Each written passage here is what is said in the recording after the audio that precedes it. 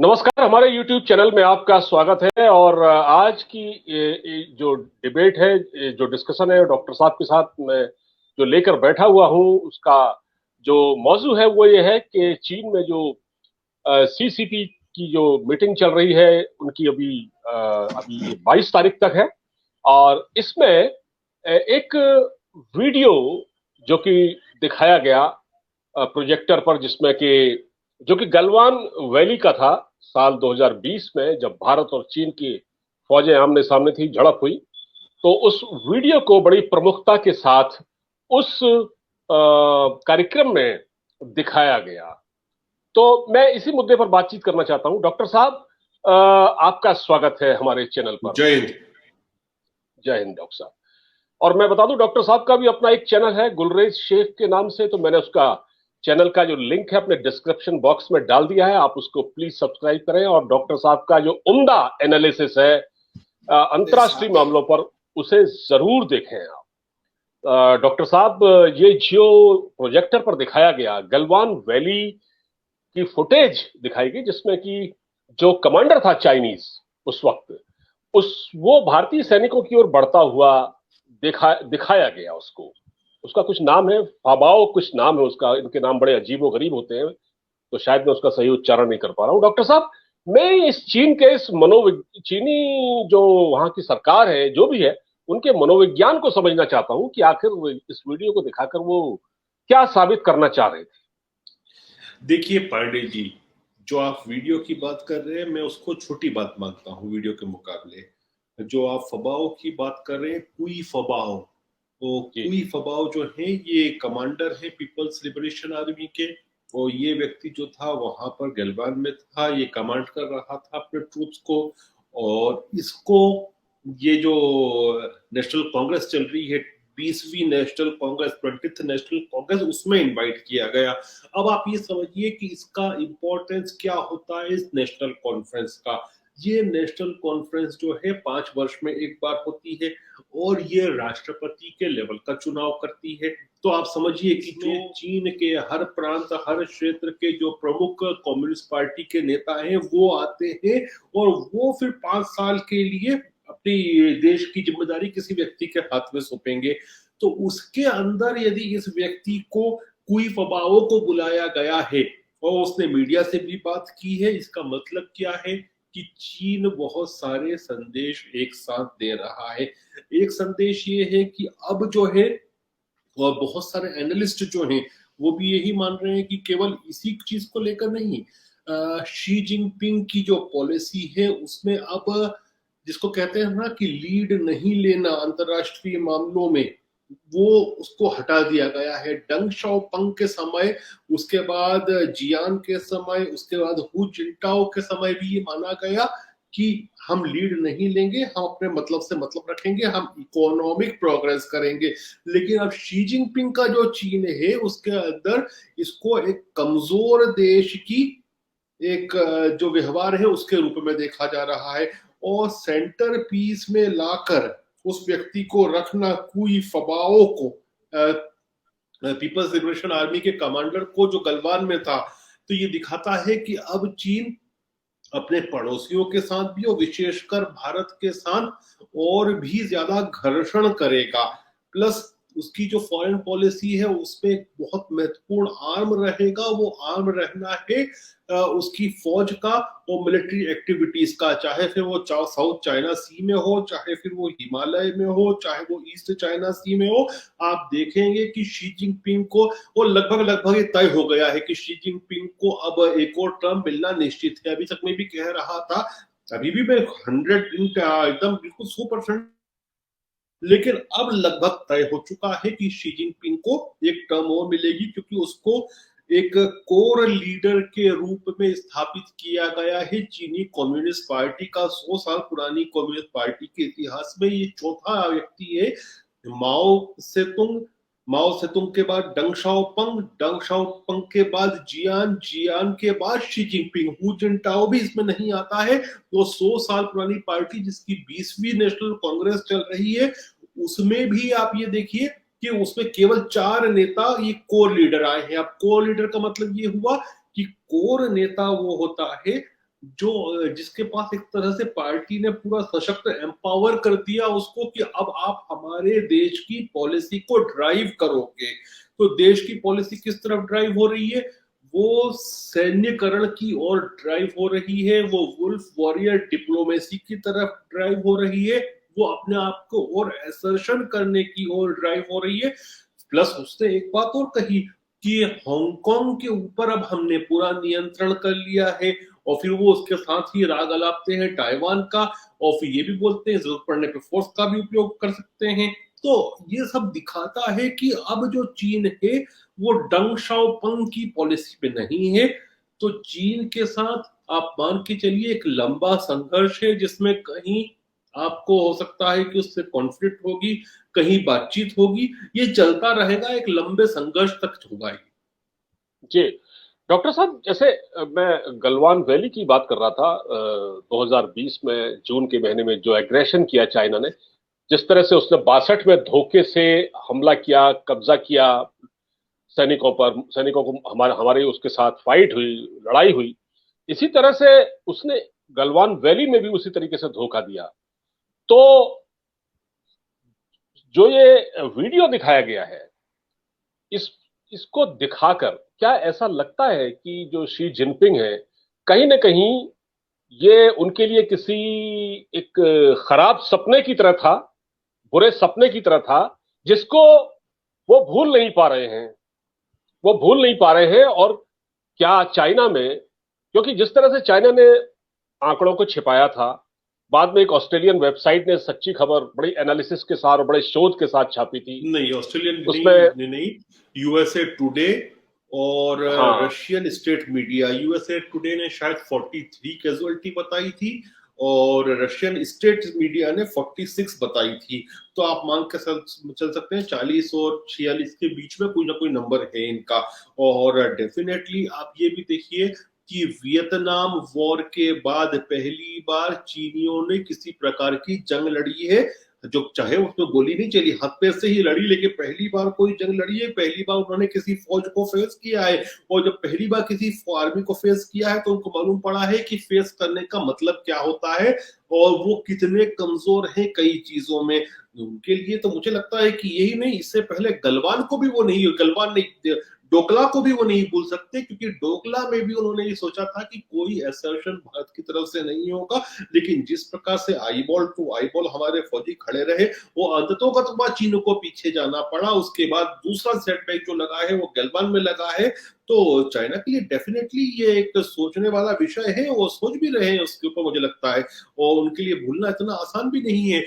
Plus आप ये भी सोचिए ना कि कहीं ना कहीं बातें जो होंगी चीनी कम्युनिस्ट पार्टी में भी, कि इतना जो लॉस हुआ है उनका, तो वो तो शी जिनपिंग के नेतृत्व में ही हुआ है। देखिए, दो जी सबसे बड़ी चीजें जो उन्होंने जो उनकी कमियां रही एक तरह से उनके दृष्टिकोण से चीनी कम्युनिस्ट पार्टी के, तो शी जिनपिंग की एक बहुत बड़ी कमी रही कि गलवान में उनके सैनिक मारे गए बुरी तरह से। और दूसरा कोविड पॉलिसी के बारे में ज्यादा वो बोले नहीं। गलवान के ऊपर उन्होंने ये वीडियो दिखाकर कहीं ना कहीं मरहम पट्टी अपने आप के ऊपर प्लास्टरिंग करी है। लेकिन आप मान के चलिए कि ये एग्रेशन चाइना सभी जगह दिखाएगा, केवल यही नहीं, वो ईस्ट चाइना सी हो, वो साउथ चाइना सी हो, वो हिमालय हो, सब जगह चीन को ऐसा लगता है कि ये उसका वक्त आ चुका है कि वो मिडिल किंगडम की जो बात करते हैं, मिडिल किंगडम का कॉन्सेप्ट उन्हीं के पास है। और वो उनका ये मानना है कि हम इतनी उन्नत सभ्यता है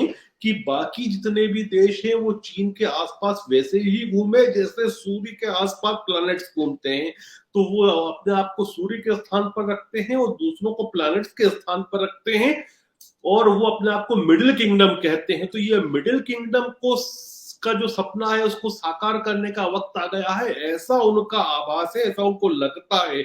और इसी को लेकर शी जिनपिंग अपनी अगली पारी खेलेंगे, मुझे ये भी लगता है। साथ में मुझे भी ये भी लगता है कि अब जो है ना, शी जिनपिंग का जो ये एरा होगा, इसमें जियान को पूरी तरह से व्हाइट वॉश कर दिया जाएगा, उसको पुराने पन्नों में दफन कर दिया जाएगा।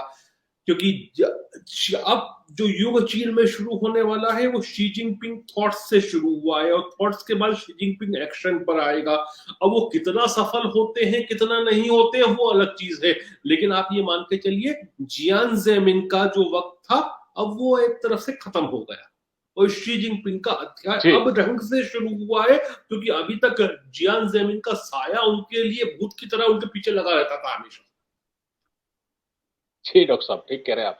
डॉक्टर साहब, चीन अपने खिलाफ किसी भी आलोचना को, किसी तरह की आलोचना को तो बर्दाश्त नहीं करता है, और उसकी जो प्रोपेगेंडा मशीन है वो बहुत ही सलीके से काम करती है, चाहे वो ग्लोबल टाइम्स हो, चाहे वो दूसरे मीडिया हाउसेस हो। अभी ब्रिटेन में जो चाइना का वाणिज्य दूतावास है, वहां पर हांगकांग के कुछ प्रदर्शनकारी वहां जुटे थे, तो बदमाशी ये की गई कि जो चीनी राजदूत है उसने एक प्रदर्शनकारी को घसीट कर वो एम्बेसी के अंदर ले गया, और उसके साथ वहां के सिक्योरिटी गार्ड वगैरह ने बड़ी बदसलूकी की, बदतमीजी। मारपीट की, तो बदतमीजी की। तो ये क्या साबित करता है चीन का? मतलब चीन अपने यहाँ तो दमनकारी नहीं, नीतियां अपनाता ही है। आप गलत हैं, आप गलत हैं। जी। क्योंकि जी। चीन जो है ना वो शक्ति की भाषा को समझता है, ताकत की भाषा को समझता है। जब चीन कमजोर होता है तो वो हर चीज को एक्सेप्ट करता है, सर झुका के करता है। इसका मैं क्लासिक एग्जांपल दूंगा, इससे बड़ा कोई एग्जांपल मुझे दिखता नहीं है कि कोई एक्सेप्ट कर सकता है। 1999 जब कोसोवो वॉर हुई थी, तो सर्बिया के ऊपर अमेरिका और नेटो ने एयर अटैक्स किए थे, और एक तरह से माना जाता है, वो बोलते हैं कि गलती से हुआ, लेकिन माना जाता है क्योंकि ऐसी गलती होती नहीं है बेसिकली। चीनी दूतावास के ऊपर अमेरिका ने मिसाइल गिराई थी, और इनके लोग मरे थे, लेकिन चीन ने अपना मुंह बंद करके रखा था, क्योंकि 99 का चीन वो चीन नहीं था कि जो आज का चीन है। इसीलिए मोदी जी जो कर रहे हैं ना कि सशक्त भारत बनाए, भारत को स्ट्रांग बनाएंगे तो ही चीन को आप जवाब दे पाओगे। और मैं दूसरी चीज इसीलिए बार बार कहता हूं कि चीन के साथ कॉन्फ्लिक्ट भी चलेगा, कॉपरेशन भी चलेगा। जी। क्यों चलेगा? और क्योंकि आपका नेबर भी है, एक बड़ी अर्थव्यवस्था भी है, उसको वो भी आपके बिना बहुत सुखी नहीं रह सकता, और हमको भी उसके साथ कहीं पर कॉपरेशन करना है, क्योंकि चेन जो मैन्युफैक्चरिंग चेन से, देखिए त्रिवेणी जी, बहुत आसान है ये कह देना कि चीन को हम एकदम से इग्नोर कर दें दुनिया, लेकिन वो अमेरिका भी नहीं कर पाता। क्यों नहीं कर पाता? क्योंकि जो सप्लाई चेन 40 साल में बनी है, आप 4 साल में उसको वापस से खत्म नहीं कर सकते।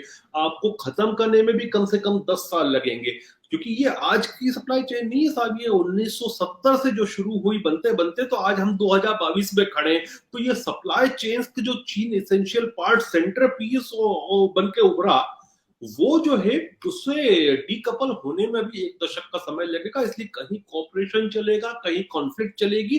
फुल फ्लेशेड वॉर चीन के साथ होना नहीं है अभी, वो अगर होती है तो आगे होगी, आज होना नहीं है। तो इसलिए चीन के साथ एक लंबा संघर्ष है, और हम सही दिशा में जा रहे हैं। देखिए मैं ग्लोबल टाइम्स को बहुत पढ़ता हूं, क्योंकि जब तक कि आप अपने प्रतिद्वंदी को नहीं पढ़ेंगे समझेंगे नहीं। वो कई बार तंजिया तरीके से भी जो बातें करता है, उससे लगता है कि हम सही दिशा में जा रहे हैं। जैसे उदाहरण के तौर पर एक उन्होंने अभी बीच में आर्टिकल निकाला था कि एप्पल जो है आईफोन 14 हिंदुस्तान में मैन्युफैक्चर करेगा चीन के स्थान पर। तो उसमें वो ये कहते हैं कि वो एप्पल के लिए तकलीफदायक होगा, भले भारत के लिए अच्छा हो, लेकिन ये जो प्रोसीजर होगा वो मुश्किल होगा, वो सब चीजें।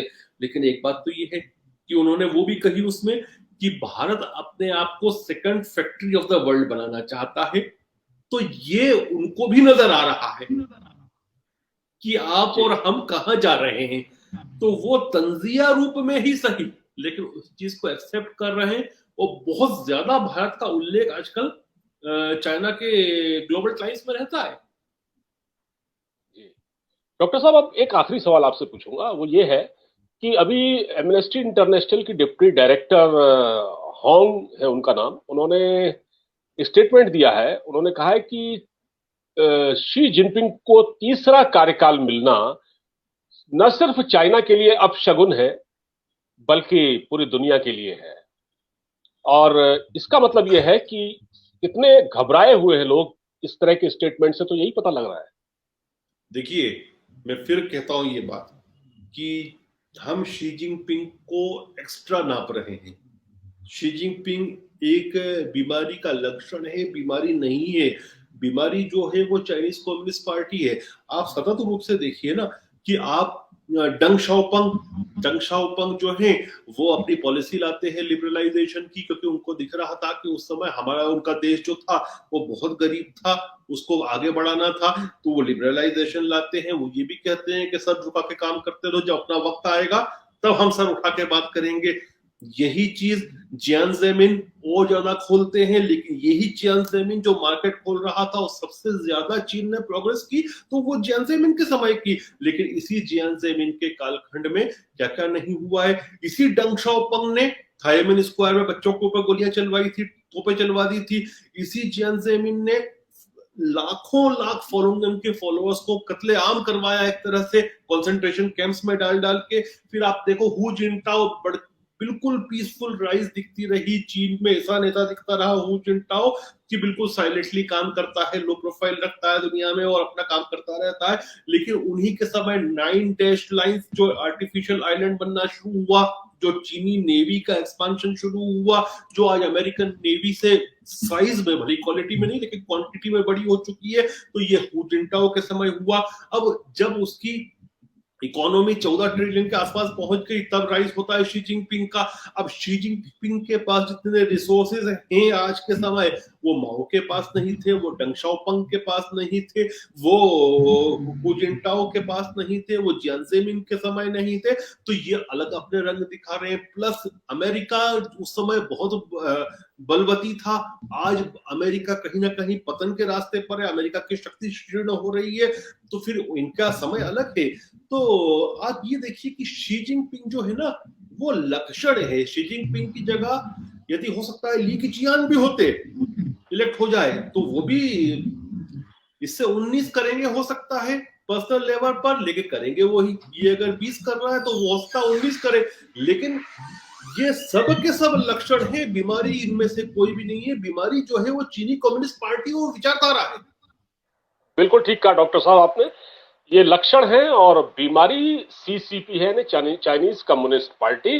बहरहाल अब 22 तारीख को डिसाइड हो जाएगा कि चीन का अगला राष्ट्रपति कौन होता है, और ये एक तरह से लिख दिया गया है, सबको लग रहा है कि शी जिनपिंग ही होंगे और इसके लिए लगभग तय है। और उसके बाद क्या स्थितियां बनती हैं, और जिस तरह से चीन ने हांगकांग के बारे में स्टेटमेंट दिया है कि वो तो अपना ही है, और साथ में ताइवान के लिए कहा है उसको हम अपने में मिला लेंगे, इस तरह की बातें कही है। और हम देखते हैं आगे क्या होता है डॉक्टर साहब। और मैं थोड़ा सा ये भी कहूंगा जाते जाते, हम अगली बार इस पर बात करेंगे कि कहीं ना कहीं रशिया और चीन का जो एका है वो भी बहुत गहन दिख रहा है। जी बिल्कुल। आ रही है मेरी आपको? आप हाँ, थोड़ा कट के आ रही थी आवाज। हाँ अभी आ रही है। हाँ कहीं ना जी जी जी। चीन का जो एकता है वो भी बढ़ती हुई नजर आ रही है। अभी अभी क्या हुआ है, चीन ने यूरोप की गैस सप्लाई कट कर दी। हुआ ये था कि कोविड के समय और उसके बाद चीन ने बहुत बड़ी मात्रा में एलएनजी खरीदी थी, और लगभग यूरोप का 7% वो सप्लाई करने लगा था। लेकिन एकाएक उन्होंने ऑर्डर निकाल के उसको बंद कर दी कि नहीं, हमको हमारे लोगों की ठंड के लिए जरूरत है, तो हम कहीं और सप्लाई नहीं करेंगे, एक्सपोर्ट नहीं करेंगे। तो इसमें साफ दिख रहा है कि वहां पर रशिया और चीन एक साथ काम कर रहे हैं। तो हम बाद में इसमें भी बात करेंगे कि रशिया चीन एक साथ है, भारत को आगे क्या करना चाहिए, क्योंकि हमको रशिया को भी साथ रखना है, हमको यूएस को भी साथ रखना है। और वही डिप्लोमेसी है। मैं नहीं, मोदी जी जो कर रहे हैं ना अभी, गलत बात है कि हम गुटनिरपेक्ष है। हम कभी गुटनिरपेक्ष नहीं थे, हम हमेशा सोवियत कैंप में थे। हम गुटनिरपेक्ष पहली बार दिख रहे हैं कि जब हम रशिया से पेट्रोल खरीद रहे हैं और अमेरिका के साथ क्वाड में बैठे।